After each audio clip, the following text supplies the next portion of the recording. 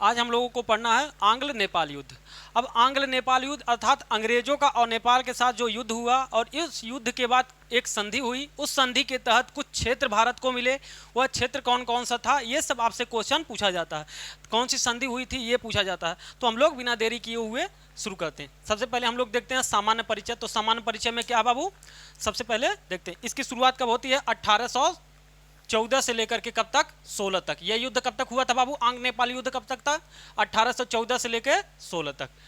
इस समय governor general कौन था बाबू, लॉर्ड हेस्टिंग। कौन था बाबू, लॉर्ड हेस्टिंग। पूछेगा कि बताओ आंग्ल नेपाल युद्ध किस गवर्नर के शासनकाल में हुआ था। तो बाबू लॉर्ड हेस्टिंग के शासनकाल में ये हुआ था। तो ये आपको ध्यान में रखना, ठीक है ना। अब देखो लॉर्ड हेस्टिंग के समय में ये हुआ।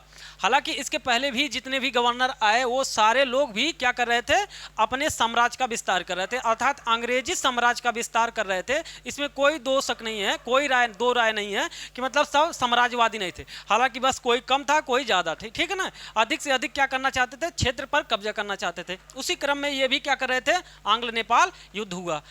अब देखो लॉर्ड हेस्टिंग और नेपाल के बीच युद्ध क्यों हुआ, 1 मिनट के लिए हम लोग देख लेते हैं।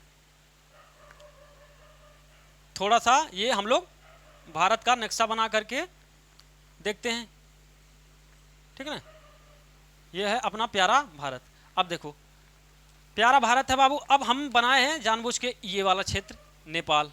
ये क्या है, नेपाल का क्षेत्र है। देखो अंग्रेज क्या कर रहे थे, अंग्रेज पूरे भारत में अपना विस्तार कर रहे थे। अंग्रेज क्या कर रहे थे, पूरे भारत में अपना विस्तार कर रहे थे। जब अंग्रेज 1801 ईस्वी में, कब बाबू, अंग्रेज 1801 ईस्वी में, 1801 ईस्वी में जब ये कौन सा क्षेत्र है, गोरखपुर और बस्ती का क्षेत्र है। गोरखपुर और प्लस बस्ती का क्षेत्र क्या कर लेते हैं, अंग्रेज जीत जाते हैं। 1801 ईस्वी में गोरखपुर और बस्ती क्षेत्र पर अंग्रेजों का क्या हो जाता है, कब्जा। जैसे ही अंग्रेजों का कब्जा इधर से हुआ और उधर से नेपाल के शासक क्या कर रहे थे, जीतते हुए तराई क्षेत्र तक आ गए थे। कहाँ तक बाबू, तराई क्षेत्र पर भी उनका नियंत्रण हो गया था। तराई क्षेत्र कहने का मतलब जो हिमालय का तलहटी वाला क्षेत्र है, हिमालय का तलहटी वाला क्षेत्र जहाँ पर अधिकतर समय क्या होता है, पानी भरा रहता है बाबू, कंकड़ पत्थर क्षेत्र वाला रहता है, उसे क्या कहते हैं, तराई का क्षेत्र कहते हैं। जैसे आप उत्तर प्रदेश में अगर रहते हैं तो तराई का क्षेत्र जानते होंगे, ठीक है ना। जैसे महाराजगंज क्या है, तराई का क्षेत्र है, ठीक है ना। गोरखपुर, महाराजगंज, ये सारे क्षेत्र आपको इसी में आ जाएंगे। लखीमपुर खीरी, बहराइच, ये सब उसी में आएंगे। तो ये बीच वाला क्षेत्र क्या है, तराई का क्षेत्र। अब बाबू नेपाल के शासक जीतते साम्राज्य विस्तार करते करते एकदम यहाँ तक आ गए थे, इस सीमा तक। और इधर से ईस्ट इंडिया कंपनी, कौन बाबू, ईस्ट इंडिया कंपनी अपना साम्राज्य विस्तार करते इस क्षेत्र में आ गई। अब इस क्षेत्र में क्या हुई, दोनों की सेनाएं आमने सामने हो गई, मतलब दोनों की सीमाएं आमने सामने हो गई। अब सीमा आमने सामने होने की वजह से और दोनों साम्राज्यवादी होने की वजह से, दोनों अपना साम्राज्य विस्तार करने की वजह से क्या हुआ भाई साहब, इन दोनों के बीच एक युद्ध हुआ, जिसे किस नाम से जाना जाता है, आंग्ल नेपाल युद्ध के नाम से जाना जाता है। तो ये आपको ध्यान में रखना है, ठीक है ना। तो सबसे मुख्य कारण क्या था, साम्राज्य विस्तार था, ठीक है ना। मुख्य कारण क्या था, साम्राज्य विस्तार था। तो ये आपको ध्यान में रखना है। उसके अलावा अब देखते हैं बाबू कब हुआ था बाबू आंग्ल नेपाल युद्ध, 1814 से 16 के बीच में। किसके किसके बीच हुआ, एक तरफ कौन रहा होगा, एक तरफ अंग्रेज रहे होंगे, कौन, एक तरफ अंग्रेज रहे होंगे, और एक तरफ कौन था बाबू, एक तरफ अंग्रेज थे तो एक तरफ नेपाल, ठीक है ना। एक तरफ नेपाल, एक तरफ अंग्रेज। अंग्रेजों की तरफ से कौन लड़ रहा था, डेविड आक्टरलोनी। कौन था बाबू, डेविड आक्टरलोनी, डेविड आक्टरलोनी। और इधर से कौन लड़ रहा था बाबू, अमर सिंह थापा, ठीक है ना। इधर से कौन लड़ रहा था, अमर सिंह थापा। भाई साहब अंग्रेजों ने नेपाल के कमांडर को क्या कर दिया, हरा दिया, सेनापति को हरा दिया, और डेविड आक्टरलोनी क्या कर गया, जीत गया, ठीक है ना। इधर से नेपाल अर्थात नेपाल का पराजय होता है, अंग्रेजों की विजय होती है। अंग्रेजों की तरफ से लड़ने वाले व्यक्ति का क्या नाम था बाबू, डेविड आक्टरलोनी था, और नेपाल की तरफ से लड़ने वाले व्यक्ति का नाम था अमर सिंह थापा।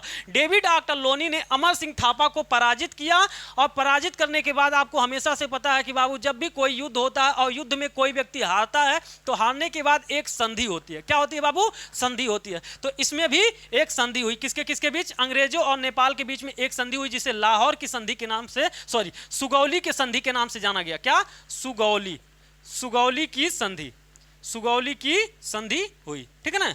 सुगौली की संधि कब हुई? 1816 ईस्वी में सुगौली की संधि हुई। अब देखो ध्यान से, आपको ध्यान में देना है, ठीक है ना।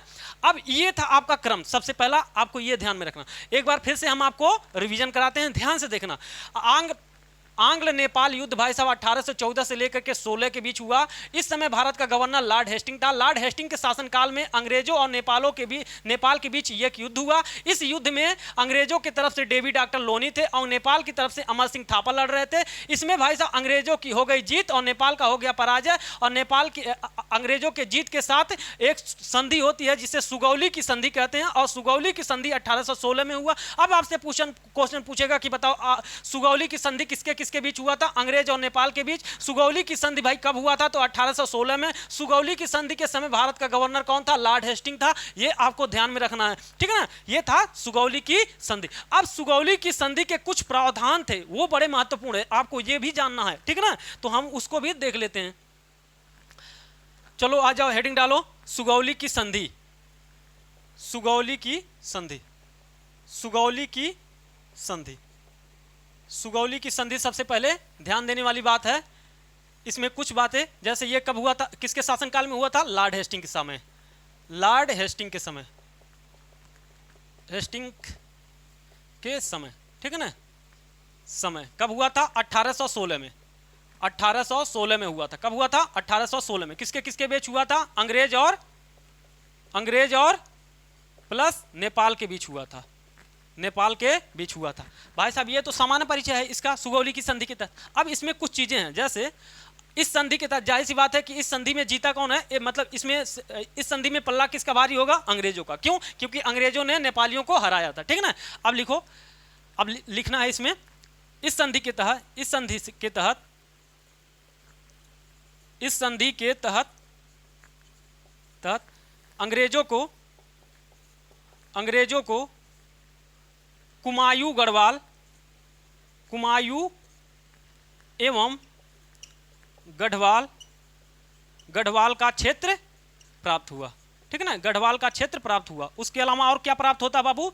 तराई का क्षेत्र भी प्राप्त होता है, तराई का क्षेत्र प्राप्त होता है, क्षेत्र प्राप्त हुआ। तीसरा प्रावधान क्या था बाबू इस संधि की?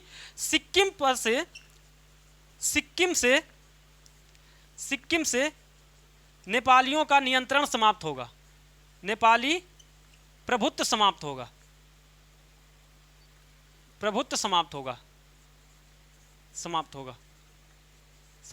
अर्थात अब सिक्किम पे पहले किसका नियंत्रण था? इसके पहले तो एक तरह से माना जा सकता है कि नेपालियों का प्रभुत्व था, नेपालियों का उस पर अधिकार था, तो अपना अधिकार छोड़ेंगे। इस संधि के तहत नेपाली लोग सिक्किम से अपना अधिकार छोड़ेंगे। और तराई जो हिमालय से सटा हुआ निचला क्षेत्र है उसे कहते हैं तराई। इस तराई पर पहले किसका नियंत्रण था बाबू?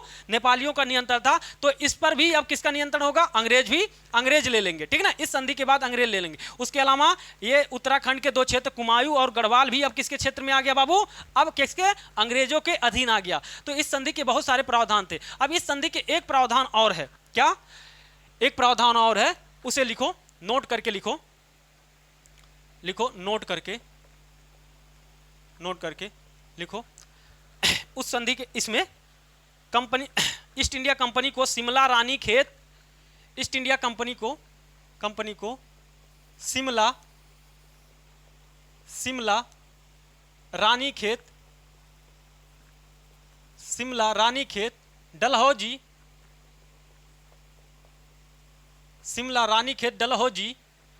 उसके अलावा नैनीताल मसूरी।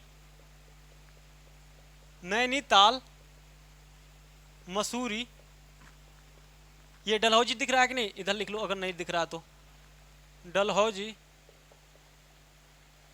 डलहौजी, नैनीताल, मसूरी, उसके बाद शिमला, रानीखेत इत्यादि क्षेत्र अंग्रेजों को प्राप्त हुआ। इत्यादि क्षेत्र या हिल स्टेशन कह सकते हो, हिल स्टेशन प्राप्त हुआ, ठीक है, प्राप्त हुआ। बड़ी ध्यान देने वाली बात है बाबू। बाबू जो आप जाते हो ना, नई नई शादी होती है, शादी होते हैं कहाँ जाते हैं, हनीमून पे जाते हो ना, शिमला, कुल्लू मनाली, नैनीताल, डलहौजी, मसूरी जाते हो ना बाबू। तो ये कब मिला था, इसी आंग्ल नेपाल युद्ध के समय ये क्षेत्र भी अंग्रेजों ने अपने अधीन कर लिया था, ठीक है ना। तो ये आपको ध्यान में रखना है, अगर ये युद्ध ना हुआ होता तो शायद ये वाला क्षेत्र भी ना मिलता। फिर कहाँ जाते हनीमून के लिए, तो बताओ शिमला जाने के लिए क्या आज करना पड़ता, वीजा बनवाना पड़ता, पता चलता ससुरा, ठीक है ना। हालांकि वैसे भी नेपाल जाने के लिए हमें वीजा की परमिशन नहीं, मतलब हम लोग को वीजा पासपोर्ट नहीं लेना पड़ता है, लेकिन फिर भी वो कहाँ होता, विदेश। तब कहते हैं हम लोग कहाँ जा रहे हैं, हनीमून के लिए कहाँ जा रहे हैं, विदेश जा रहे हैं, कहाँ, शिमला जा रहे हैं, कुल्लू मनाली। लेकिन इस युद्ध के बाद ये सारा क्षेत्र किसके अधीन हो गया, अंग्रेजों के अधीन हो गया, ठीक है ना। और अंग्रेजों के अधीन था तो आज़ादी के बाद ये वाला क्षेत्र किसको मिल गया, भारतीयों को मिल गया, ठीक है ना। तो ये आपको ध्यान में रखना है, ठीक, कि ये सारा क्षेत्र कब मिला था, ये सारा क्षेत्र आंग्ल नेपाल युद्ध के समय ही मिला था, ठीक है ना। तो आपको सुगौली की संधि आपको ध्यान में रखना है, किसके किसके, भारत और नेपाल के बीच, भारत के मतलब ईस्ट इंडिया कंपनी और नेपाल के बीच हुआ था, ठीक है ना। तो ये सारा क्षेत्र उन लोगों को मिला था। तो ये था बाबू हम लोगों का डेवी डॉक्टर लोनी और अमर सिंह थापा बेचारे लड़ते लड़ते सुगौली की संधि करा गए और ये क्षेत्र दिला गए। तो आज के लिए ये आंग्ल नेपाल युद्ध तक सीमित रखते हैं, फिर अगला हम लोग देखेंगे, ठीक है ना। थैंक यू दोस्तों।